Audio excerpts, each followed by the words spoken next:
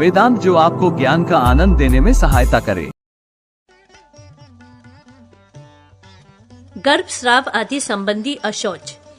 पुष्कर कहते हैं, अब मैं मनु आदि महर्षियों के मत के अनुसार गर्भस्राव जनित अशौच का वर्णन करूंगा तथा 5वें 6ठे मास के गर्भपात तक ये नियम है कि जितने महीने पर गर्भ स्खलन हो उतनी ही रात्रियों के द्वारा अथवा 3 रात्रियों के द्वारा स्त्रियों की शुद्धि होती है।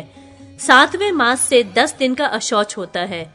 प्रथम से तीसरे मास तक के गर्भस्राव में ब्राह्मण के लिए 3 रात तक अशुद्धि रहती है, क्षत्रिय के लिए 4 रात्रि, वैश्य के लिए 5 दिन तथा शूद्र के लिए 8 दिन तक अशौच का समय है। 7वें मास से अधिक होने पर सबके लिए 12 दिनों की अशुद्धि होती है। यह अशौच केवल स्त्रियों के लिए कहा गया है। तात्पर्य यह है कि माता ही इतने दिनों तक अशुद्ध रहती है, पिता की शुद्धि तो स्नान मात्र से हो जाती है। जो सपिंड पुरुष हैं, उन्हें 6 मास तक सद्य शौच तत्काल शुद्धि रहता है। उनके लिए स्नान भी आवश्यक नहीं है, किंतु 7वें और 8वें मास के गर्भपात में सपिंड पुरुषों को भी त्रिरात्र का अशौच लगता है। जितने समय में दांत निकलते हैं उतने मास तक यदि बालक की मृत्यु हो जाए तो सपिंड पुरुषों को तत्काल शुद्धि प्राप्त होती है। चूड़ाकरण के पहले मृत्यु होने पर उन्हें 1 रात का अशौच लगता है। यज्ञोपवीत के पूर्व बालक का देहावसान होने पर सपिंडों को 3 रात तक अशौच प्राप्त होता है। इसके बाद मृत्यु होने पर सपिंड पुरुषों को 10 रात का अशौच लगता है। दांत निकलने के पूर्व बालक की मृत्यु होने पर माता पिता को 3 रात का अशौच प्राप्त होता है। जिसका चूड़ाकरण ना हुआ हो उस बालक की मृत्यु होने पर भी माता पिता को उतने ही दिनों का अशौच प्राप्त होता है। 3 वर्ष से कम की आयु में ब्राह्मण बालक की मृत्यु हो और चूड़ाकरण ना हुआ हो तो सपिंडों की शुद्धि 1 रात में होती है। क्षत्रिय बालक के मरने पर उसके सपिंडों की शुद्धि 2 दिन पर, वैश्य बालक के मरने से उसके सपिंडों की 3 दिन पर और शूद्र बालक की मृत्यु हो तो उसके सपिंडों की 5 दिन पर शुद्धि होती है। शूद्र बालक यदि विवाह के पहले मृत्यु को प्राप्त हो तो उसे 12 दिन का अशौच लगता है। जिस अवस्था में ब्राह्मण को 3 रात का अशौच देखा जाता है उसी में शूद्र के लिए 12 दिन का अशौच लगता है, क्षत्रिय के लिए 6 दिन और वैश्य के लिए 9 दिनों का अशौच लगता है। 2 वर्ष के बालक का अग्नि द्वारा दाह संस्कार नहीं होता। उसकी मृत्यु होने पर उसे धरती में गाड़ देना चाहिए। उसके लिए बांधवों को उदक क्रिया जलांजलि दान नहीं करनी चाहिए अथवा जिसका नामकरण हो गया हो या जिसके दांत निकल आए हो उसका दाह संस्कार तथा उसके निमित्त जलांजलि दान करना चाहिए। उपनयन के पश्चात बालक की मृत्यु हो तो 10 दिन का अशौच लगता है। जो प्रतिदिन अग्निहोत्र तथा तीनों वेदों का स्वाध्याय करता है ऐसा ब्राह्मण 1 दिन में ही शुद्ध हो जाता है। जो उससे हीन और हीनतर है अर्थात जो 2 अथवा 1 वेद का स्वाध्याय करने वाला है उसके लिए 3 एवं 4 दिन में शुद्ध होने का विधान है। जो अग्निहोत्र कर्म से रहित है वह 5 दिन में शुद्ध होता है। जो केवल ब्राह्मण नामधारी है, वेदाध्ययन या अग्निहोत्र नहीं करता, वह 10 दिन में शुद्ध होता है। गुणवान ब्राह्मण 7 दिन पर शुद्ध होता है, गुणवान क्षत्रिय 9 दिन में, गुणवान वैश्य 10 दिन में और गुणवान शूद्र 20 दिन में शुद्ध होता है। साधारण ब्राह्मण 10 दिन में, साधारण क्षत्रिय 12 दिन में, साधारण वैश्य 15 दिन में और साधारण शूद्र 1 मास में शुद्ध होता है। गुणों की अधिकता होने पर यदि 10 दिन का अशौच प्राप्त हो तो वह 3 ही दिन तक रहता है। 3 दिनों तक का अशौच प्राप्त हो तो वह 1 ही दिन रहता है तथा 1 दिन का अशौच प्राप्त हो तो उसमें तत्काल ही शुद्धि का विधान है। इसी प्रकार सर्वत्र ऊहा कर लेनी चाहिए। दास, छात्र, भृत्य और शिष्य ये यदि अपने स्वामी अथवा गुरु के साथ रहते हो तो गुरु अथवा स्वामी की मृत्यु होने पर इन सबको स्वामी एवं गुरु के कुटुंबी जनों के समान ही पृथक पृथक अशौच लगता है। जिसका अग्नि से संयोग न हो अर्थात जो अग्निहोत्र न करता हो उसे सपिंड पुरुषों की मृत्यु होने के बाद ही तुरंत अशौच लगता है, किंतु जिसके द्वारा नित्य अग्निहोत्र का अनुष्ठान होता हो उस पुरुष को किसी कुटुंबी या जाति बंधु की मृत्यु होने पर जब उसका दाह संस्कार संपन्न हो जाता है उसके बाद अशौच प्राप्त होता है। सभी वर्ण के लोगों को अशौच का 1/3 समय बीत जाने पर शारीरिक स्पर्श का अधिकार प्राप्त हो जाता है। इस नियम के अनुसार ब्राह्मण आदि वर्ण क्रमशः 3, 4, 5 तथा 10 दिन के अनंतर स्पर्श करने के योग्य हो जाते हैं। ब्राह्मण आदि वर्णों का अस्थि संचय क्रमशः 4, 5, 7 तथा 9 दिनों पर करना चाहिए। जिस कन्या का वागदान नहीं किया गया है और चूड़ाकरण हो गया है, उसकी यदि वागदान से पूर्व मृत्यु हो जाए तो बंधु बांधवों को 1 दिन का अशौच लगता है। जिसका वागदान तो हो गया है किंतु विवाह संस्कार नहीं हुआ है, उस कन्या के मरने पर 3 दिन का अशौच लगता है। यदि ब्याही हुई बहन या पुत्री आदि की मृत्यु हो तो 2 दिन 1 रात का अशौच लगता है। कुमारी कन्याओं का वही गोत्र है जो पिता का है। जिनका विवाह हो गया है उन कन्याओं का गोत्र वह है जो उनके पति का है। विवाह हो जाने पर कन्या की मृत्यु हो तो उसके लिए जलांजलि दान का कर्तव्य पिता पर भी लागू होता है, पति पर तो है ही। तात्पर्य यह है कि विवाह होने पर पिता और पति दोनों कुलों में जलदान की क्रिया प्राप्त होती है। यदि 10 दिनों के बाद चूड़ाकरण के पहले कन्या की मृत्यु हो तो माता पिता को 3 दिन का अशौच लगता है और सपिंड पुरुषों की तत्काल ही शुद्धि होती है।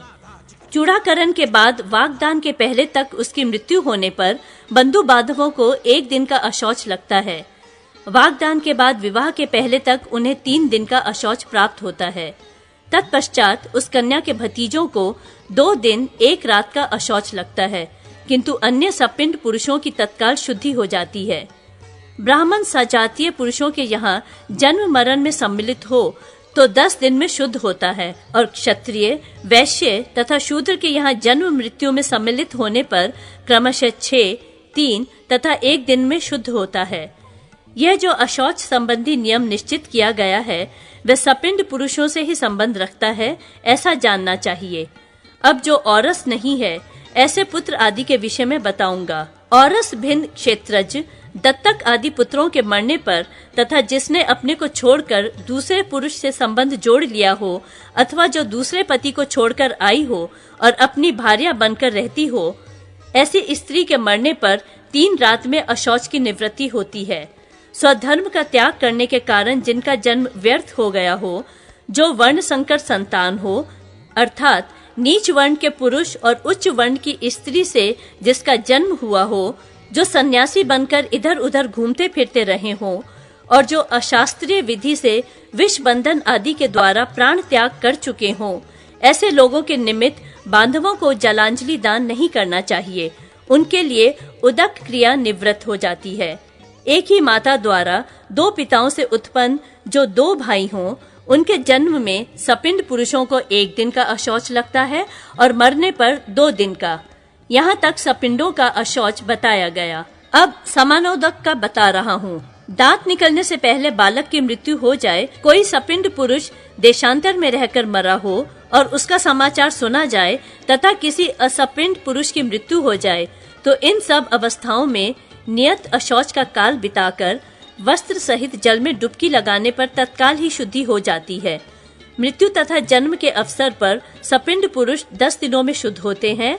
एक कुल के असपिंड पुरुष 3 रात में शुद्ध होते हैं और एक गोत्र वाले पुरुष स्नान करने मात्र से शुद्ध हो जाते हैं।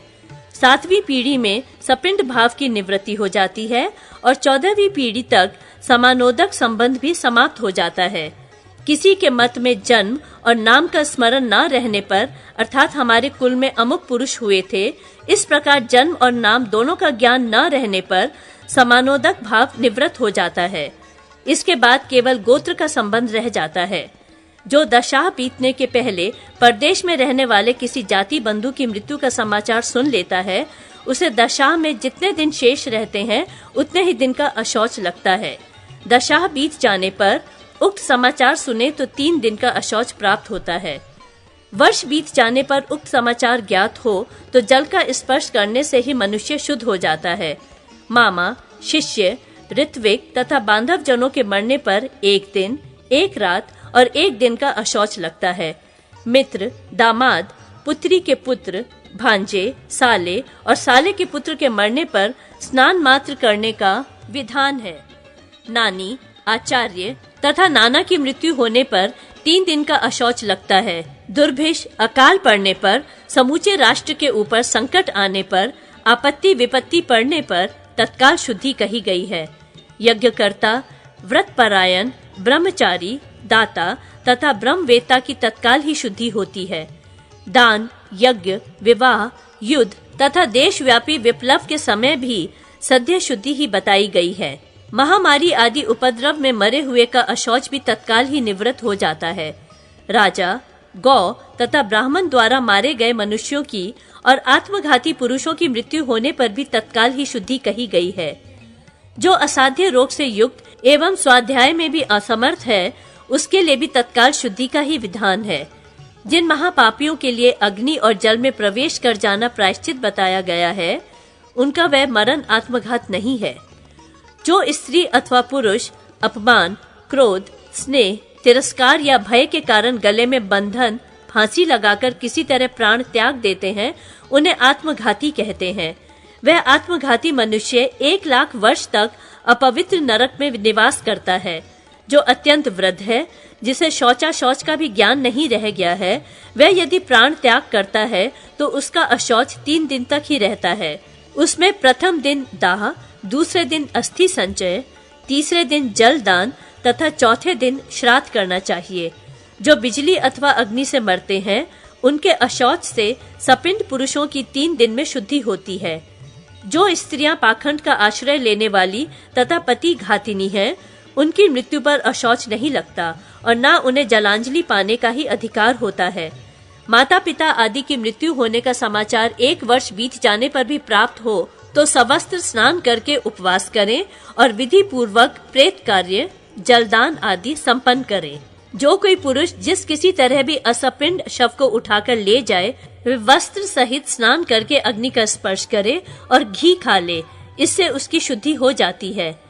यदि उस कुटुंब का वह अन्न खाता है तो 10 दिन में ही उसकी शुद्धि होती है। यदि मृतक के घर वालों का अन्न ना खाकर उनके घर में निवास भी न करे तो उसकी 1 ही दिन में शुद्धि हो जाएगी। जो द्विज अनाथ ब्राह्मण के शव को ढोते हैं, उन्हें पग पग पर अश्वमेध यज्ञ का फल प्राप्त होता है और स्नान करने मात्र से उनकी शुद्धि हो जाती है। शूद्र के शव का अनुगमन करने वाला ब्राह्मण 3 दिन पर शुद्ध होता है। मृतक व्यक्ति के बंधु बांधवों के साथ बैठकर शोक प्रकाश या विलाप करने वाला द्विज उस 1 दिन और 1 रात में स्वेच्छा से दान और श्राद्ध आदि का त्याग करे।